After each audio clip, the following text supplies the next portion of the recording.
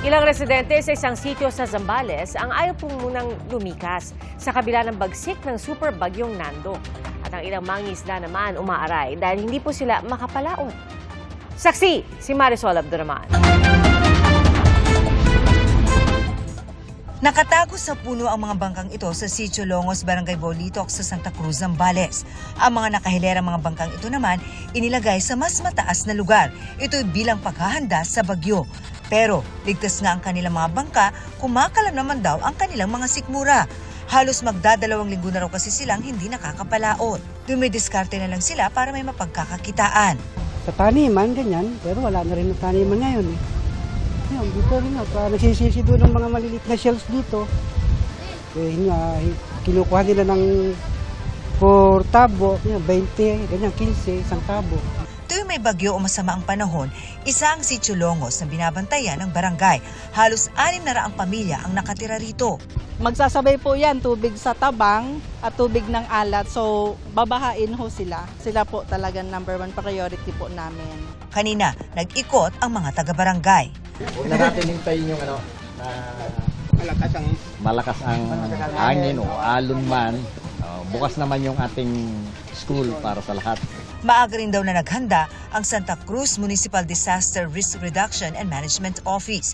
Kinusta rin namin ang mga nakatira sa mga coastal barangay sa Iba. Andito tayo ngayon sa Sitio Corocan sa Barangay Lipay Dingin sa Iba, Zambales. Kung tutusin, napakadelikado ng lugar na ito lalo na kapag ganitong bumabagyo. Napapagitan kasi ito ng dagat at ilog. Pero sa kabila niyan, ayaw pa rin magsilikas ng mga nakatira rito.